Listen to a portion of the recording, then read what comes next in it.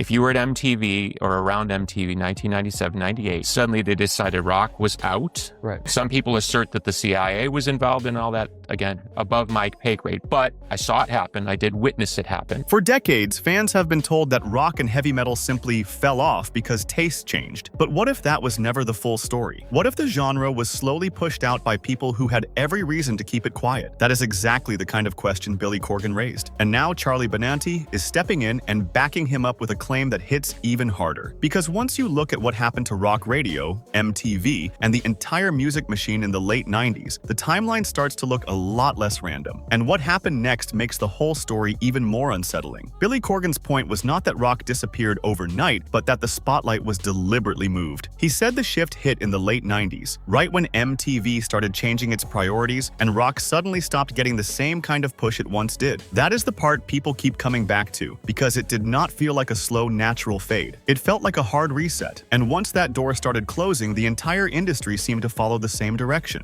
When rock was still Right. very, very high up in the thing, and it was replaced by rap, their standards and practices immediately shifted. But the real shock is that Charlie Benante did not treat that as a wild theory at all. He said he saw enough of it firsthand to believe there was something much bigger going on. Charlie Benante didn't just agree with the idea, he took it further and gave it a name that instantly raised eyebrows. He called it a coup. In his view, this wasn't just a shift in trends or audiences getting bored. It was a power move driven by the business side of the industry, where control over what people heard became more centralized than ever before. He pointed to the late 90s as a turning point when major corporations began buying up independent radio stations across the country. Before that, local stations had personality. They took risks, supported heavy music, and gave bands a real shot at being heard. But once those stations were absorbed into larger networks, everything became standardized, safer, and far more controlled. That change had a ripple effect that hit rock and metal especially hard. Instead of DJs championing new or aggressive sounds, playlists became tighter and more predictable. The edge that defined heavy music didn't fit neatly into that new system. Benante specifically highlighted how stations that once served as lifelines for metal fans suddenly vanished or changed formats, leaving a gap that was never truly filled. And when those outlets disappeared, it wasn't just about fewer songs on the radio. It meant fewer opportunities for bands to break through, fewer chances for fans to discover something new, and a steady erosion of the genre's presence in everyday culture. What makes his perspective stand out is that he lived through it in real time. He watched the infrastructure around rock slowly get stripped away, piece by piece, while other genres were given more room to grow within this new corporate structure. To him, it didn't look accidental. It looked calculated, like the system was being reshaped to favor artists who were easier to package, promote, and control. And if that was true, then radio wasn't just part of the story. It was one of the main tools that made the entire shift possible. But radio was only one piece of the puzzle, and what happened next made the situation even harder to ignore. If radio was the first domino, MTV was the one that made the shift impossible to ignore. This was the platform that once defined what was cool, what was popular, and what millions of people around the world were watching every single day. And according to both Corgan and Benante, something changed almost overnight. Rock videos, which once dominated the rotation,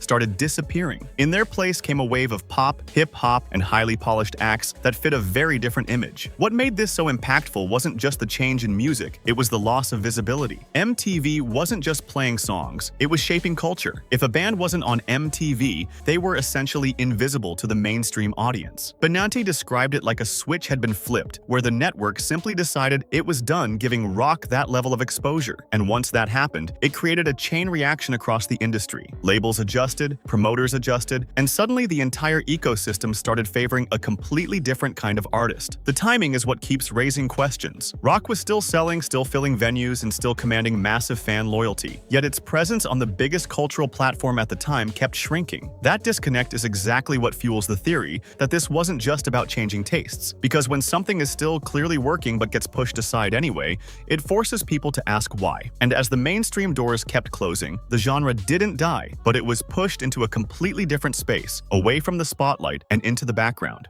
But even that wasn't the end of the story. And here's where the story takes an unexpected turn. Even as radio tightened its grip and MTV pulled back, rock and heavy metal didn't actually lose their audience. In fact, in many ways, they held onto it stronger than ever. Bands were still selling out arenas, still moving massive amounts of tickets, and still building loyal fan bases across the world. The energy never disappeared. It just moved away from the mainstream spotlight. That contrast is what makes this whole situation so hard to ignore. On one side, you have a genre that's supposedly fading, barely barely visible on charts, award shows, or major media platforms. On the other side, you have packed venues, global tours, and fans who never stop showing up. It creates a strange split reality where rock looks invisible on the surface, but incredibly powerful underneath. And that kind of disconnect doesn't happen easily or naturally. This is exactly what Corgan was getting at when he talked about rock losing its voice. It wasn't about the music disappearing, it was about access. The platforms that once amplified that voice were no longer doing it. Instead, the spotlight shifted toward artists who fit neatly into a more controlled, predictable system. And once that system took over, it became much harder for anything raw, loud, or rebellious to break through in the same way again. But that raises an even bigger question. If the fans never left and the demand never really died, then what actually changed? Because at that point, it's no longer about popularity. It's about who controls what people are allowed to see and hear. And the answer to that question might be the most revealing part of this entire story. That question leads straight to the part of the story most people avoid, because it starts sounding less like coincidence and more like intent. Corgan didn't just talk about shifting trends. He hinted at a system that favored control above everything else. In his view,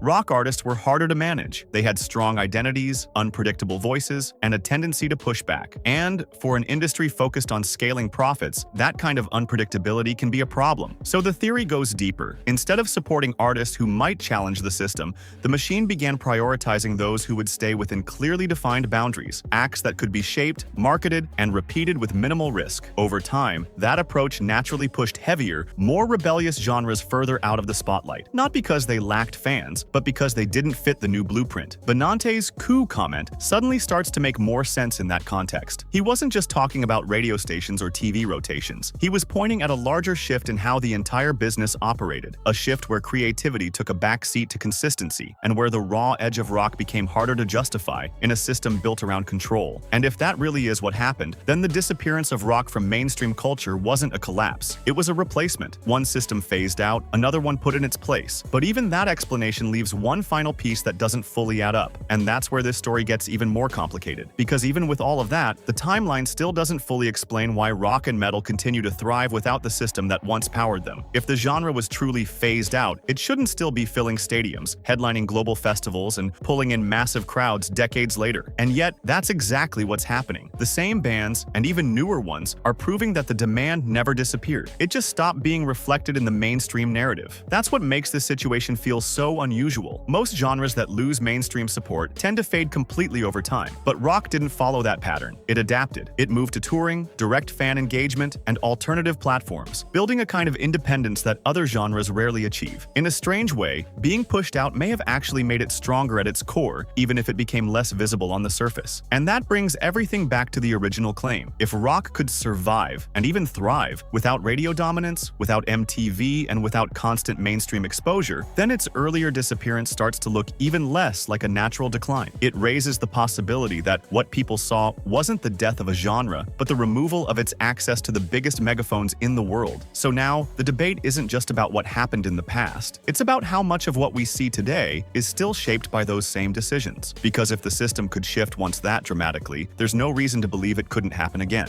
So in the end, this isn't just about nostalgia or defending a genre. It's about understanding what really happened behind the scenes. Billy Corgan and Charlie Benante are both pointing to the same moment in time and asking whether the system quietly rewrote the rules, not by killing rock outright, but by removing it from the platforms that defined mainstream success. And that leaves one lasting question. If heavy metal and rock were pushed out once despite their popularity, then how much of what we see today is actually organic, and how much of it is being decided for us? Because if their claims hold any truth, the biggest shifts in music history may not have been accidents at all. Rock and heavy metal didn't vanish, they were repositioned. What Billy Corgan and Charlie Benante are suggesting is not the death of a genre, but a shift in who controls visibility, access, and influence. The fans stayed, the energy stayed, the music never lost its power. What changed was the system around it. And that's what makes this story stick. Because if a genre that strong could be pushed out of the spotlight once, it forces you to question every trend that followed. Maybe the biggest changes in music aren't always driven by the audience, but by the people deciding what the audience gets to see and hear.